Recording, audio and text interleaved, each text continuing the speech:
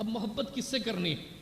قرآن پاک نے کہا کہ والذین آمنوا اشد حبا للہ، کہ جو اہل ایمان ہیں ان کی محبتوں کا اور توجہات کا سارا رخ اللہ کی طرف ہوتا ہے، اس لیے کہ وہی خالق ہے، وہی ہمارا پالنہار ہے، وہی پروردگار ہے جس نے یہ وجود عطا فرمایا ہے، اس کے علاوہ کس سے محبت کریں؟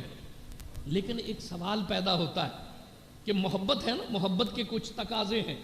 محبت ہو جائے انسان اپنے محبوب کو دیکھنا چاہتا ہے، محبت ہو جائے انسان اس کی آواز سننا چاہتا ہے، محبت ہو جائے تو حواس اس کی موجودگی کو محسوس کرنا چاہتے ہیں، محبت ہو جائے رات دن انسان اپنے محبوب کو سوچنا چاہتا ہے۔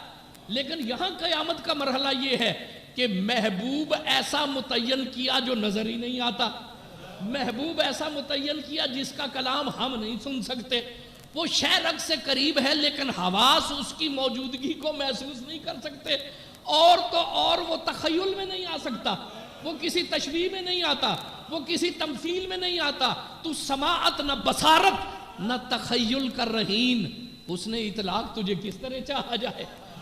اس حسن محبت، اس حسن مطلق سے محبت کریں تو کیسے کریں جو دکھائی نہیں دیتا، جو سنائی نہیں دیتا، حواس جسے محسوس نہیں کرتے، اور تو اور قیامت یہ ہے کہ خیال اسے سوچ بھی نہیں سکتا کہ وہ ہے کیسا، جو تخیل میں نہ آ سکے، جو تشبیہ و تمثیل میں نہ آ سکے، جو ادراک کی گرفت میں نہ آ سکے، اس سے محبت کریں کیسے؟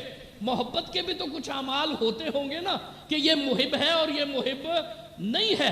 تو ایسے محبوب سے محبت کی دلیل کیا ہے جو نظر ہی نہیں آتا، جو سنائی نہیں دیتا، جو حواس کی گرفت میں نہیں آتا، جسے خیال سوچ ہی نہیں سکتا؟ یہ بڑا کٹھن مرحلہ ہے، انسان پہ چھوڑ دیا جائے تو انسان کبھی بھی اس کا جواب دے نہیں سکتا۔ اللہ کے کرم نے دستگیری کی، اللہ کی قدرت نے ہاتھ پکڑ لیا، اس کی رحمت نے ہاتھ پکڑ لیا۔ اللہ نے فرمایا کل ان کنتم تحبون اللہ فاتبعونی یحببکم اللہ، اگر اللہ سے محبت کرنا چاہتے ہو تو میرے محبوب کا دامن پکڑ لو۔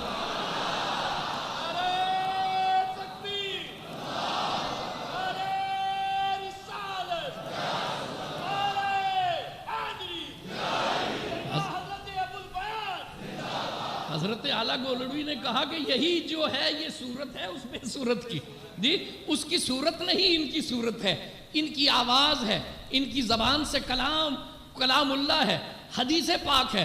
جس نے اللہ سے محبت کرنی ہے، اللہ کی محبت کا ایک ہی راستہ ہے کہ میرے محبوب کی اتباع کرو۔